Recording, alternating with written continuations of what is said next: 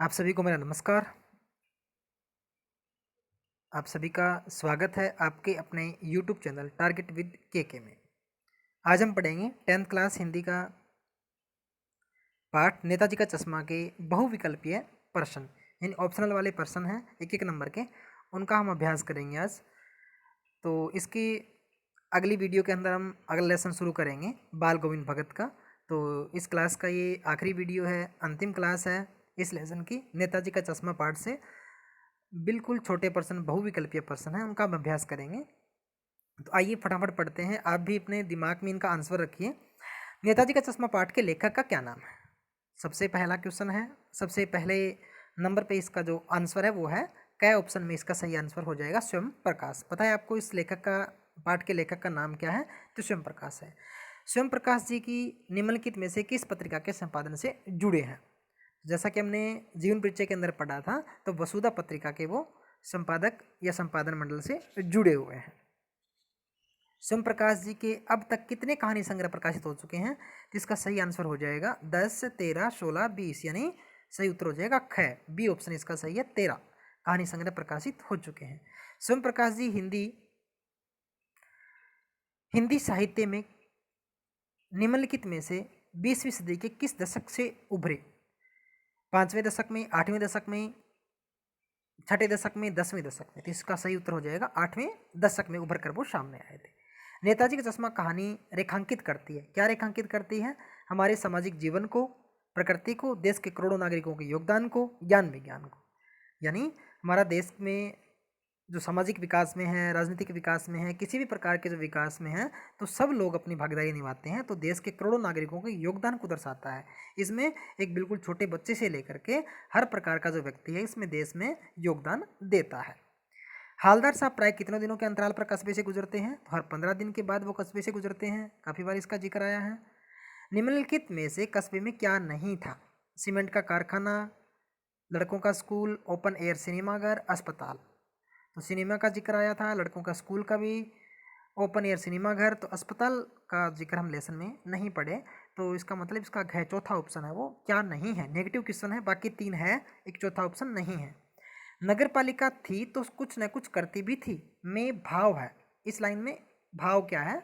तो व्यंग्य है, प्रशस्ति का है, अनुमोदन का है, हास्य का है। तो व्यंग्यात्मक शैली में ये बात लिखी गई है। बाजार कहलाने लायक कितने बाजार कस्बे में थे? तो बाजार कहलाने लायक कहने का मतलब जिसमें सब कुछ हमें सामान अच्छे तरह से मिल जाए, बाजार का सारा रूप उसके अंदर हो। तो 4, 1, 3, 2, तो कितने बाजार कस्बे में हैं? एक बाजार है। कस्बे में पक्के कहलाने लायक कितने मकान थे? तो 10, 20, कुछ, बहुत। यानी क्या इसमें लेक्सन के इसकी फिक्स संख्या दे रखी थी हमें, या इसको अप्रोक्सीमेट बताया गया था? तो कुछ एक जो पक्के मकान है उसका जिक्र किया गया है इसके अंदर।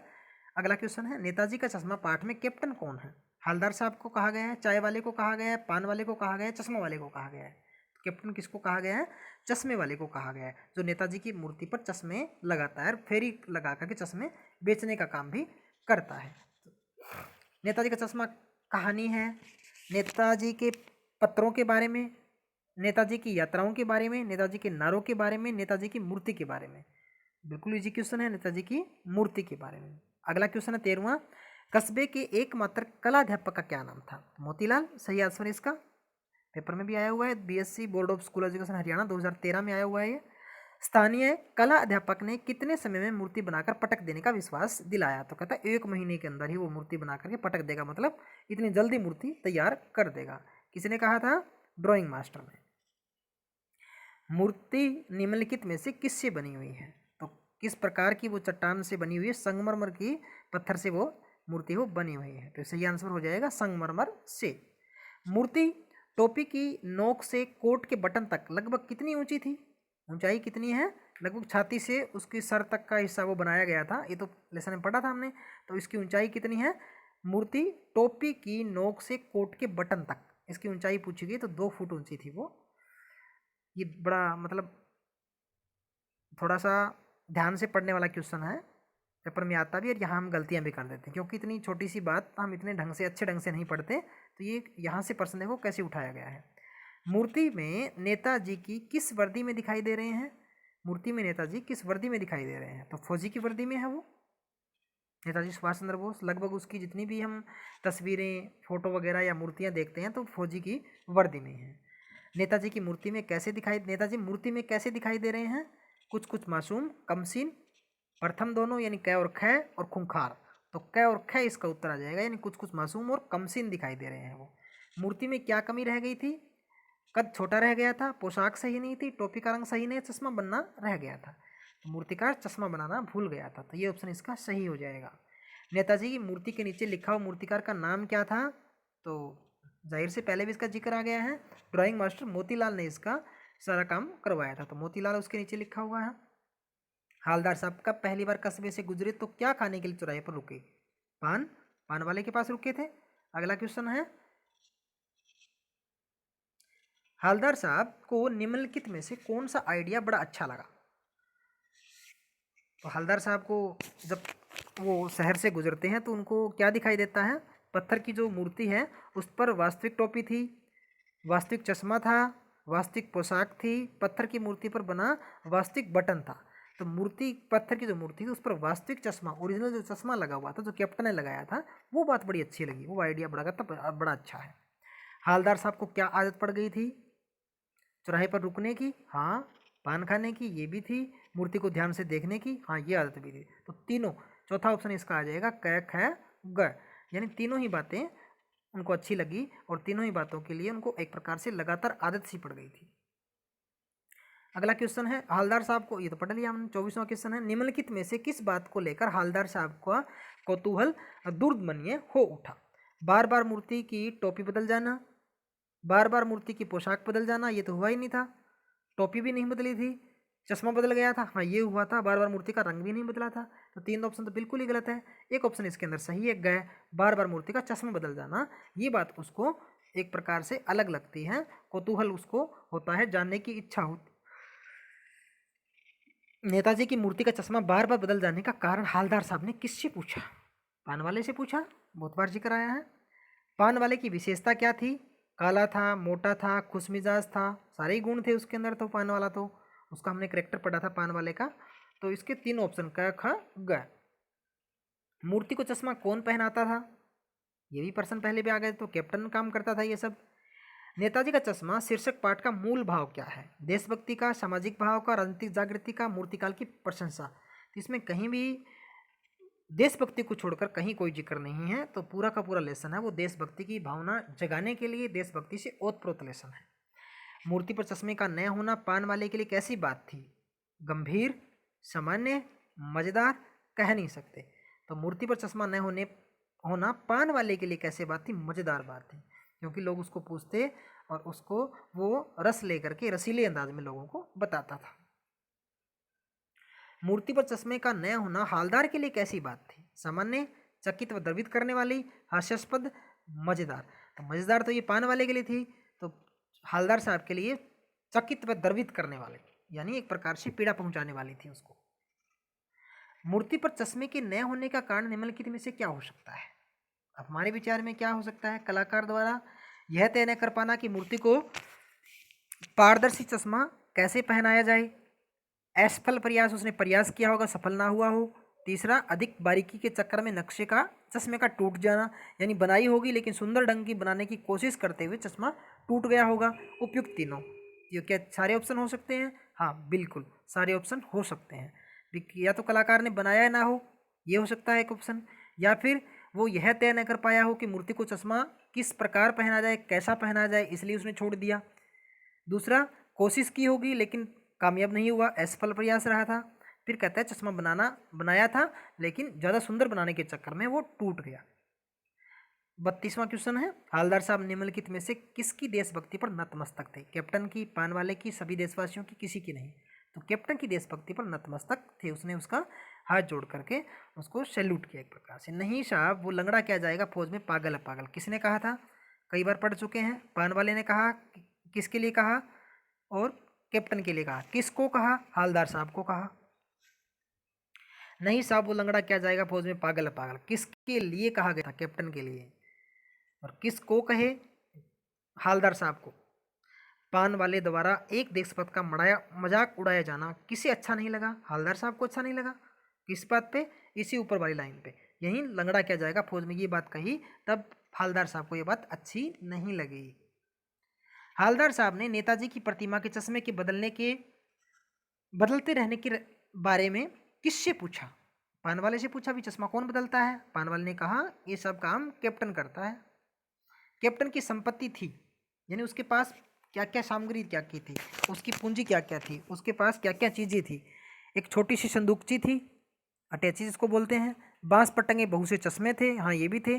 प्रथम दोनों, यानी कै और खै दोनों इसके सही उत्तर हैं। और उसकी दुकान तो थी नहीं, क्योंकि उसकी दुकान तो उसके हाथ में रहती थी सारा दिन, वो फेरी वाले का काम करता था। तो कै और खै इसके सही ऑप्शन हो जाएंगे। कैप्टन की शारीरिक विशेषता क्या थी? बेहद बूढ़ा था, कमजोर था, लंगड़ा था, तीनों। तो बूढ़ा भी था, कमजोर भी हो चुका था और लंगड़ा था ही। तो तीनों ऑप्शन इसके सही हैं। कैप्टन अपने चश्मे किस प्रकार बेचता था? फेरी लगाकर, दुकान लगाकर, डॉक्टर की सलाह पर, तीनों प्रकार से। दुकान थी नहीं, डॉक्टर की सलाह भी नहीं ली उसने, तो इसका ऑप्शन क्या आ जाएगा? फेरी लगाकर। हवलदार साहब यह क्यों नहीं जान पाए कि चश्मे वाले को कैप्टन क्यों कहा जाता है? यानी वो फौजी भी नहीं है, आज़ाद फौज का सिपाही भी नहीं है, भारतीय सेना में भी शामिल नहीं है, फिर भी लोग उसको कैप्टन क्यों कहते हैं? पान वाला इस विषय में बात करने को तैयार नहीं था, इसलिए। ड्राइवर बेचैन हो रहा था, इसलिए। स्वयं उसे भी काम था, इसलिए। तीनों कारणों से। तो तीनों ही कारण से उसके बारे में वो पता नहीं लगा पाया, या उसको कैप्टन क्यों कहा जाता है वो जान नहीं पाया सही से। कितने समय तक हवलदार मूर्ति के चश्मे बदलने को सिलसिले को देखता रहा था? 1 साल तक, 2 साल तक, 3 साल तक, 4 साल तक। तो 2 साल तक लगातार वो इस काम को देखते रहा। उसके बाद क्या हुआ था? उसके बाद एक दिन अचानक जब वो आया तो मूर्ति पर चश्मा नहीं था। उस टाइम वहाँ पे पान वाला था या नहीं? पान वाला भी नहीं था। फिर अगली बार जब आया तब वहाँ पर भी मूर्ति पर चश्मा भी नहीं था, और इस बार पान वाला था। तो हवलदार साहब ने पान वाले से आकर पूछा कि मूर्ति पर चश्मा क्यों नहीं है? तब पान वाला क्या कहता है? साहब कैप्टन मर गया। अचानक मूर्ति पर चश्मे दिखाई देने बंद क्यों हो गए? सरकारी आदेश के कारण, चोरों के गिरोह के कारण, कैप्टन की मृत्यु के कारण, बंदरों के उत्पाद के कारण। सही ऑप्शन क्या है? ग, कैप्टन की मृत्यु के कारण। उसकी मृत्यु हो गई थी, देहांत हो गया था। कैप्टन की मृत्यु के बारे में बताते समय पान वाले की आंखों का भर आना उसकी किस विशेषता को प्रकट करता है? तो क्या है? तीनों, यानी संवेदनशीलता, देशभक्ति की भावना, पश्चाताप की भावना। पश्चाताप की भावना उसको क्यों, मतलब उसको किस बात का पछतावा हो रहा था पान वाले को? उसको इस बात का पछतावा हो रहा था क्योंकि उसने कैप्टन के बारे में ये कहा था कि वो लंगड़ा क्या जाएगा फौज में, पागल है पागल, ये बात कही थी। तब उसे गिल्टी फील हो रही थी, पश्चाताप हो रहा था कि मैंने ऐसे देशभक्त के लिए मजाक में ऐसी बातें कह दी।